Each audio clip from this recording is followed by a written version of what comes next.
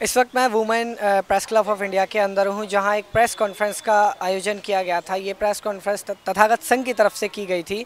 पाली भाषा का जो इतिहास हमारे देश में रहा है, पाली भाषा को संवैधानिक अधिकार दिलाने के लिए ये प्रेस कॉन्फ्रेंस की गई थी। लगातार सरकार से मांग की जा रही है कि पाली भाषा को संविधान की अनुसूची 8 में शामिल किया जाए। एक बात मैं आपको बताना चाहूँगा कि प्रेस कॉन्फ्रेंस के दौरान ही इस बात का खुलासा किया गया, बताया गया कि 1981 से लेकर साल 2000 तक जो पाली भाषा है वो संवैधानिक भाषा थी, लेकिन उसके बाद उसको उससे सूची से निकाल दिया गया है। तो एक बार फिर दोबारा सूची में डालने की मतलब मांग की जा रही है। मेरे साथ इस वक्त सुधीर जनार्दन राव भगत हैं, जो कि महाराष्ट्र से यहाँ आए हैं इस प्रेस कॉन्फ्रेंस के लिए विशेष तौर पर। उन्हीं से आगे की पूरी जानकारी जुटाएंगे कि आखिर पाली भाषा का इतिहास क्या है और अभी किस तरह का विघ्न सामने आ रहा है। जी, आपकी प्रेस कॉन्फ्रेंस का उद्देश्य क्या था, मुख्य मकसद क्या था? जी नमस्कार। आज की जो प्रेस कॉन्फ्रेंस है, इसका मुख्य उद्देश्य था कि भारत देश की, इस भारतवर्ष की जो प्राचीन धरोहर पाली भाषा को भारतीय संविधान की अनुसूची 8 में शामिल करने हेतु आपके माध्यम से ये बात भारत सरकार को पहुंचाना और उस भाषा को भारत के संविधान की अनुसूची 8 में शामिल करना, इसके बारे में आपके माध्यम से हमारी बात सरकार तक पहुंचाना, इसलिए हमने आज की प्रेस कॉन्फ्रेंस ली थी। अब भारत के संविधान में जो अनुच्छेद 344(1) और अनुच्छेद 351 है, इसके तहत जो प्रावधान है, उस प्रावधान अनुसार अनुसूची 8 में भाषाओं को समावेश करने का प्रावधान है। संविधान में सबसे पहले 14 भाषाओं को समावेश किया गया था। बाद में 1967 में एक उर्दू ये सिंधी भाषा, बाद में 92 में और 3 भाषाएं, उसमें नेपाली का भी समावेश था, और 2004 में और 4 भाषाएं। ऐसी भाषाएं 22 भाषा को अब तक मान्यता दी गई है। अच्छा, जिस तरीके से आपने बताया कि 1981 से लेकर 2000 तक के बीच पाली भाषा जो थी वो संवैधानिक भाषा थी। मेरे जहन में एक सवाल ये है कि जिस तरह से नोट के ऊपर जो देश में बोली जाने वाली लगभग वो भाषाएं जो सबसे ज़्यादा मुख्य हैं, उनका जिक्र नोट के ऊपर ज़रूर किया जाता है, छपती है, तो क्या कभी पाली भाषा भी नोट के ऊपर आई थी? जी नहीं, इसमें सवाल ऐसा है, आपका सवाल जो है थोड़ा वो समझने में आपको थोड़ा कठिनाई होगी कि पाली भाषा की संविधान अनुसूची में भारत के स्वतंत्रता के बाद में और संविधान लागू होने के बाद में अब तक स्थान नहीं है। यूपीएससी में थी पाली भाषा, जो भारत वर्ष की, जो भारत देश की जो मुख्य जो परीक्षा है यूपीएससी लोक सेवा संघ आयोग की, उसमें पाली एक ऑप्शनल सब्जेक्ट था, ऐच्छिक विषय था 81 से 2013 तक। और 2013 में पाली भाषा को लोक सेवा संघ आयोग की यूपीएससी परीक्षा से वो ऑप्शनल सब्जेक्ट हटाया गया, ऐसा विषय है।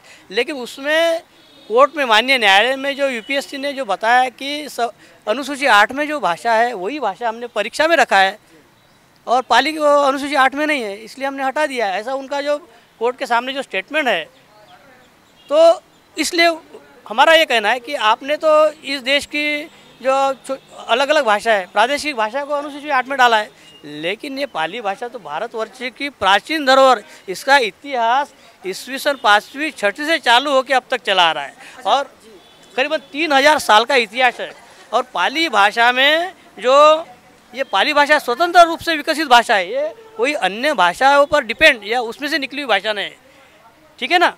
और पाली भाषा जो क्लासिक भाषा के लिए हम जो बात करते हैं, क्लासिक भाषा किसको कहा जाता है, तो जो आपका जो कहना है, तो इस भाषा को क्यों निकाला गया, इसका उत्तर मैंने दिया था। मैं ये जानना चाहूँगा, हमारे देश में रोज़मर्रा में बोली जाने वाली जो भाषाएं ज़्यादातर हैं, उर्दू बोली जाती है, मुस्लिम लैंग्वेज है, ज़्यादातर हम उसका इस्तेमाल भी करते हैं, अंग्रेजी भी बहुत बोलते हैं, हम हिंदी में भी बात करते हैं, संस्कृत के भी, जैसे कर्तव्य की हम बात करें, और इस तरह के संस्कृत के भी बहुत से ऐसे लफ्ज़ हैं जिनको हम रोज़मर्रा की ज़िंदगी में इस्तेमाल करते हैं। प्रेस नोट में जिक्र किया गया है बहुजन हिताय बहुजन सुखाय, ये अभी तक एक जो राजनीतिक पार्टी है उसने इस नारे को इस्तेमाल किया है। तो क्या जो पाली भाषा है उसका इस्तेमाल सिर्फ राजनीति में हो रहा है, रोज़मर्रा की ज़िंदगी में कितना इस्तेमाल है? आपका सवाल बहुत महत्वपूर्ण है। ये बहुजन हिताय बहुजन सुखाय, ये है आकाशवाणी का जो घोष वाक्य है और इसमें कोई राजनीति नहीं है। ये भारतीय संविधान ने अलग अलग घोष वाक्य अलग अलग विभाग को दिए गए हैं। तो आकाशवाणी का घोष वाक्य ये जो है पाली भाषा, जैसा कि भगवान बुद्ध ने उपदेश देते हुए कहा था अपने भिक्षु संघ के, उनके संघ को, चरत भिक्षवे चारिकम बहुजन हिताय बहुजन सुखाय। हे भिक्षु, आप चारों दिशा में जाइए और ये जो धम्म है, ये जो धम्म का तत्वज्ञान है, बहुजन हिताय बहुजन यानी आज का जो बहुजन यानी जो हमारे इज़म के हिसाब से बात नहीं कर रहे, बहुजन यानी मैक्सिमम ज़्यादा से ज़्यादा लोगों का कल्याण, लोगों का ज़्यादा लोगों का हित, इनके ज़्यादा से ज़्यादा लोगों का कल्याण हित की बात ये आप ये पाली भाषा में आप ये प्रसारित करो और जनता का कल्याण करो, ऐसा भगवान बुद्ध का उपदेश है। तो आमतौर पर लोग जो बाकी लोग हैं, देश के जो बाकी लोग हैं, वो आपकी मुहिम का हिस्सा किस लिए बन जाए कि पाली भाषा उनके कितना काम आएगी? मैं ये जानना चाहता हूँ। अगर कोई भी आप मुहिम चला रहे हैं तो उसका समर्थन होना चाहिए, लेकिन वो समर्थन किस तरीके से आपको मिले, लोग कैसे समझे पाली भाषा को? समर्थन है, भारत सरकार का समर्थन इस भाषा को है। इसका कारण मैं बताता कि माननीय मोदी जी, भारत के पंतप्रधान, माननीय राष्ट्रपति जी और अन्य मंत्रीगण, भारत सरकार के अन्य राष्ट्रीय नेतागण या सरकारी अधिकारी अपने भाषणों में इस देश को युद्ध नहीं बुद्ध चाहिए बोलते, इस देश के मानव का, हर मानव का कल्याण होना चाहिए,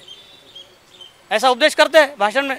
तो ये मानवीय कल्याणकारी जो भाषा है ये सिर्फ पाली ग्रंथों में है, अन्य ग्रंथों में आपको मानवीय कल्याण का जो उपदेश है वो बहुत कम मिलेगा। उसकी तुलना में इन पाली ग्रंथों में, पाली जो त्रिपिटक है, इस ग्रंथों में मानवीय कल्याण का उपदेश, ज़्यादा से ज़्यादा उपदेश इन्हीं ग्रंथों में है और इसलिए मानवीय कल्याण होना चाहिए। और इस पाली भाषा के ग्रंथों का हिंदी, संस्कृत और अन्य भाषा में अनुवादित, और अनुवादित भाषा शेड्यूल 8 में है, तो मूल भाषा क्यों नहीं है, ये सवाल है। तो पाली भाषा को संवैधानिक अधिकार दिलाने के लिए मांग की जा रही है, जिसको लेकर प्रेस कॉन्फ्रेंस का आयोजन किया गया था women press club of India के अंदर।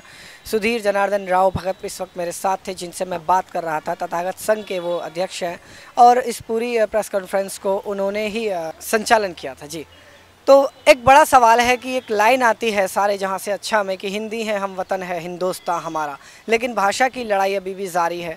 और मैं भी कहूँगा कि अगर जो उर्दू भाषा है उसको एक दर्जा दिया जा रहा है, अंग्रेजी को दर्जा दिया जा रहा है, संस्कृत को दर्जा दिया जा रहा है, तो फिर पाली समाज के साथ भी अन्याय नहीं होना चाहिए, उस समाज को भी दर्जा देना चाहिए।